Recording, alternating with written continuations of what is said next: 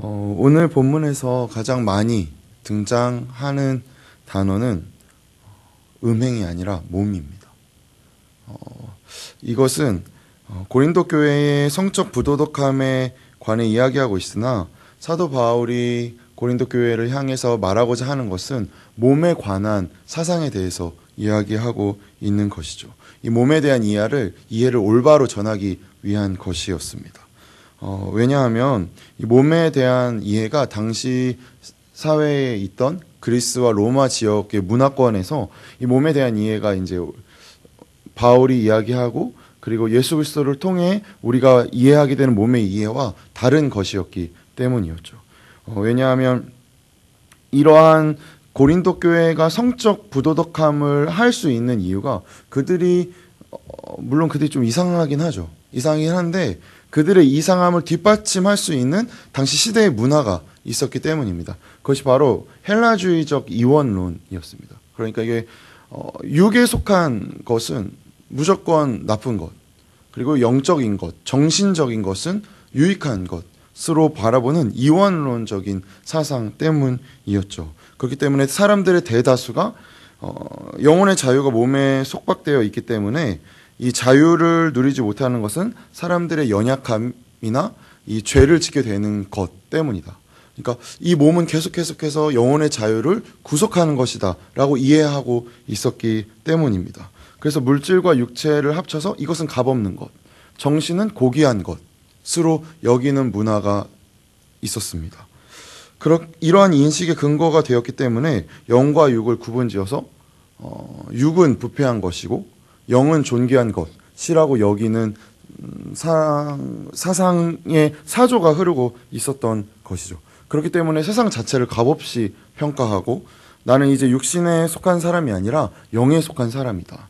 내가 그리스도 예수를 믿었기 때문에 나는 이제 영에 속한 자이니 육에 속한 일은 어차피 천국으로 이어질 것이 아니고 잠시 거쳐가는 것일 뿐이다. 그러니 무엇을 해도 괜찮다라고 여기는 생각을 하고 그렇게 행동했던 것이죠. 그렇기 때문에 몸은 마치 지나가는 숙소 정도로 이해하고 있는 것이었습니다. 그들의 인식의 전제는 이제 나는 예수 그리스도를 믿어서 신자가 되었기 때문에 나는 신령해졌다. 그렇기 때문에 내 옷이 더러워지는 것이지 내가 더러워지는 것이 아닌 것처럼 내 몸의 행함은 어쨌든 상관이 없다라는 인식하에서 그들은 그렇게 음행을 행동하였던 것이죠. 따라서 오늘 본문은 음행이 죄 중에 더 큰 죄다라고 이야기하고 있는 것이 아니라 이것보다는 이것이 가장 몸을 더럽히는 대표적인 예로 음행을 이야기하고 있는 것입니다. 그러니까 몸에 관한 오해에 관해서 대표적인 예로 음행에 대한 죄를 지적하고 있는 것입니다. 하지만 우리가 우리의 신앙을 점검해 볼 때 내가 내 마음에 가지고 있는 것, 내가 좀 마음에서 영적인 생각을 하고 그래도 내가 생각 속으로 내가 계속해서 하나님에 대해서 생각하고 그리스도적인 생각을 하면 그 생각이 곧 나인 것 같이 여기게 됩니다. 게다가 우리가 성경을 읽다 보면 이러한 우리의 생각을 뒷받침해주는 구절을 발견하게 되는 듯하죠. 왜냐하면 우리가 주일날 큐티하였던 고린도전서 5장 5절에 이런 자를 사탄에게 내어주었으니 이는 육신은 멸하고 영은 주 예수의 날에 구원을 받게 하려 함이라. 이런 말씀을 보면 맞는 것 같습니다. 영적인 것은 고귀한 것이고 육적인 것은 부패한 것이라는 우리의 생각을 좀 뒷받침해주는 듯하죠. 게다가 마가복음 14장에서 예수님이 기도하시던 때에 제자들이 함께 기도하지 못하고 잠들어 있었을 때 예수님이 똑같이 말씀하셨죠. 마음은 원이로되 육신이 약하도다. 그러나 성경에서 이 몸이란 죄의 원리를 대표해서 말하는 것입니다. 그러니까 영원한 가치가 없는 상징으로서의 몸을 이야기하고 있는 것이죠. 몸을 약한 것, 정신은 선한 것, 몸은 부패하고 정신은 고귀하다라고 말할 때 그리스적인 이원론으로서 말하는 것이 아니라 몸은 한시적인 것, 제한적인 것에 대한 대표적인 의미로 이야기하고 있는 것입니다. 인간이 거듭나기 이전에 가지고 있는 속성을 가장 잘 드러내주는 것이 육체라는 것을 이야기하고 있는 것이죠. 그래서 지난달 우리가 큐티하였던 갈라디아서 6장 8절에서 이 사실을 굉장히 잘 설명해 주었었습니다.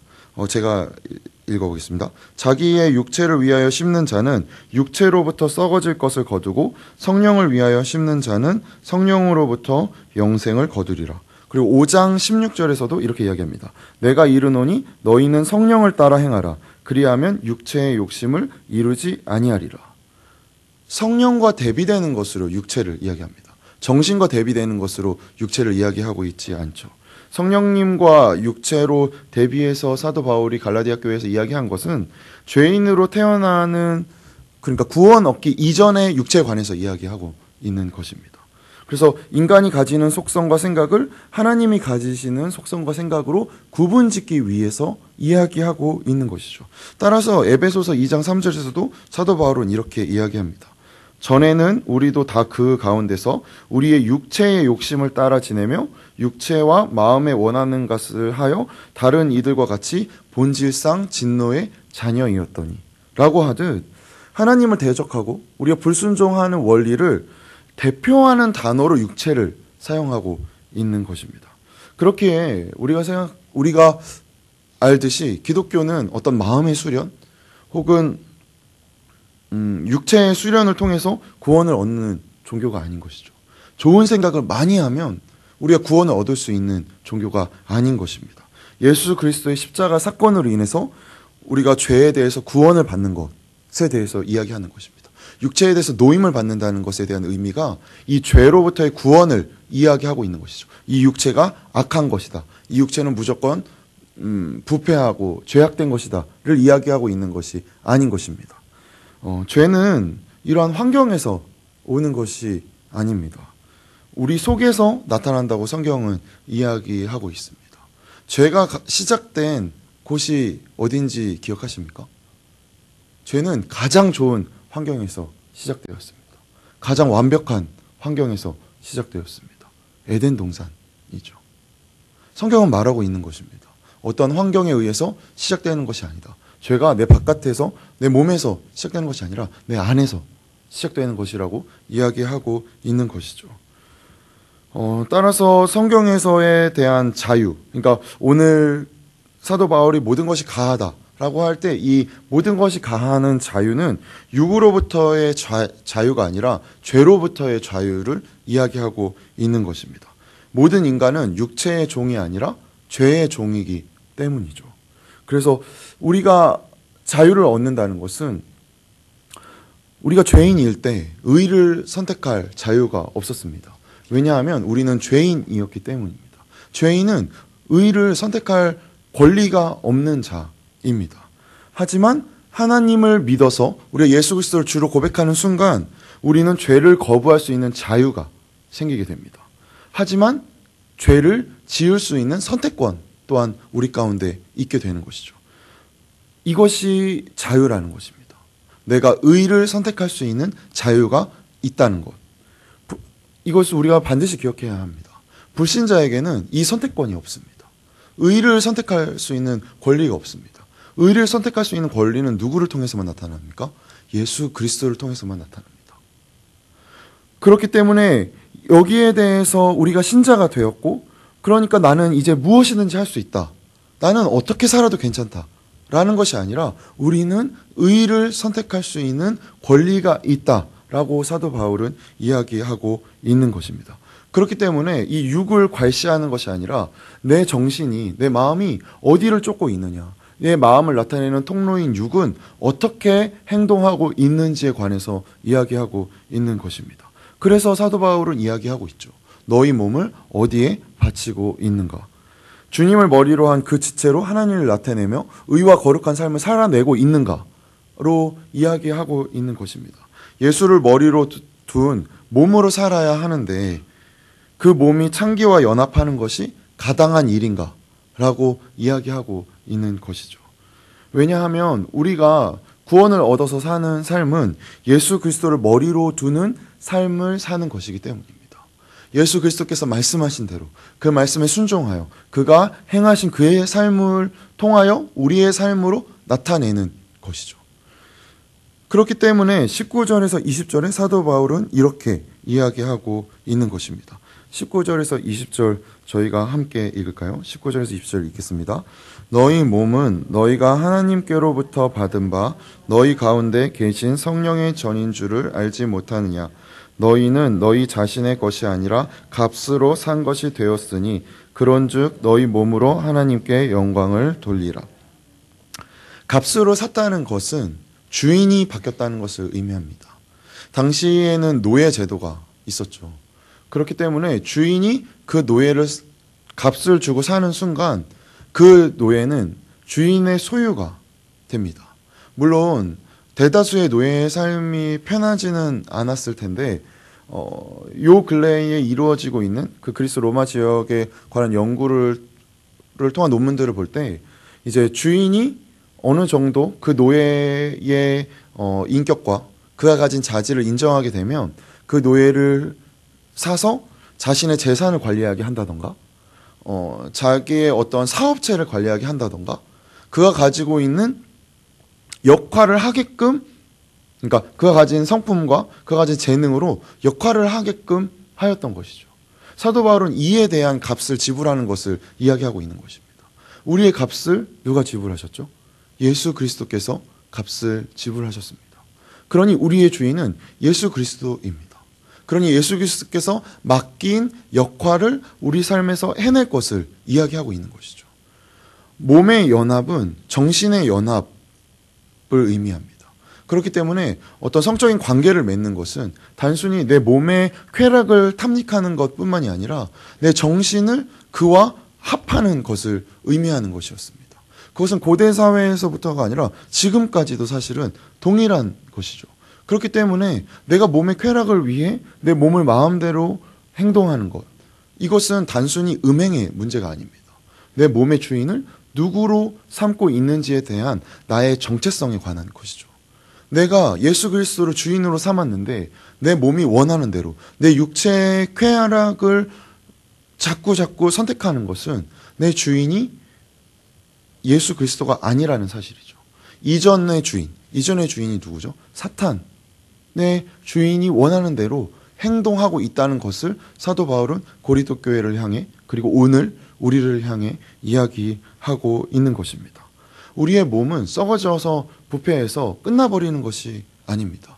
우리가 매주 사도신경으로 고백하듯 우리는 우리의 몸이 부활할 것을 믿는 자들입니다. 우리는 신령한 몸으로 부활할 것입니다. 이 몸으로 서로를 마주하게 될 것입니다. 그렇기 때문에 우리의 신앙은 우리가 좋은 생각을 해서 우리가 더 이롭게 되는 것이 아닙니다. 우리가 예수 그리스도를 우리의 머리로 삼아 그의 삶을 살아내는 거죠. 왜냐하면 우리의 몸과 영혼이 함께 부활하기 때문입니다. 내가 예수님을 믿으니까 참을 뻔했는데 결국 화를 내고 말았어가 신자의 삶이 아닌 것입니다. 내가 화를 낼 뻔하고 내가 내 마음이 가는 대로 행동할 뻔했는데 근데 내가 예수님 때문에 참았어 라는 삶으로 가게 되는 것이죠. 이것이 우리가 예수를 머리로 두는 지체로서의 삶을 살아내는 삶의 방식인 것입니다. 이것에 대해서 속지 말라는 사도 바울의 경고인 것이죠. 우리가 때때로 이 자리에서 함께 말씀을 나누고 그래서 우리 안에 참 좋은 신령한 부요한 것이 넘쳐납니다. 그러면 우리의 삶도 마치 이와 같을 것이라는 착각을 하게 돼요. 저도 그런 것 같아요.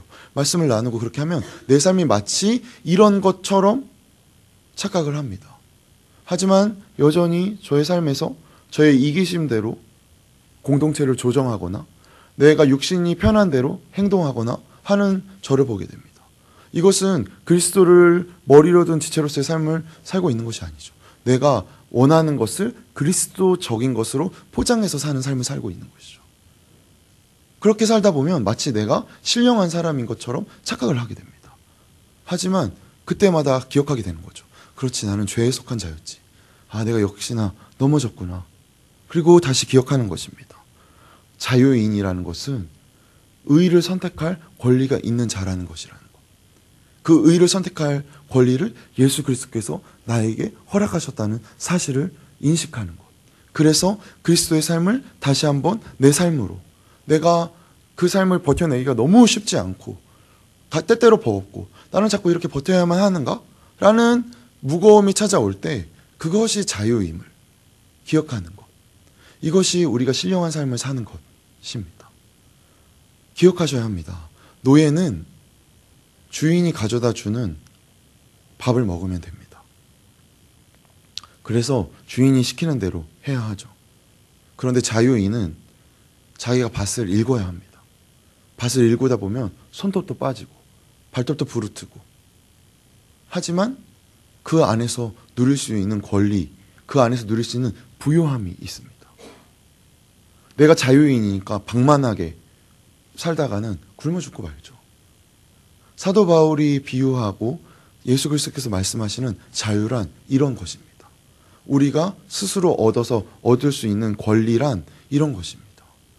그리스도인의 부요함, 이 영광은 다른 무엇과도 비교할 수 없죠.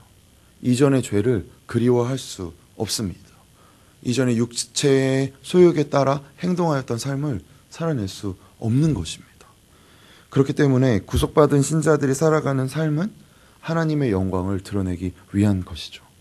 그래서 우리가 이러한 사실을 기억하며 오늘 하루도 그리스도를 머리로 둔 삶으로 우리의 이웃을 대하고 우리의 가족을 대하고 그리고 내 자신을 대하는 예수 향남 가족들 되기를 주님의 이름으로 소망합니다.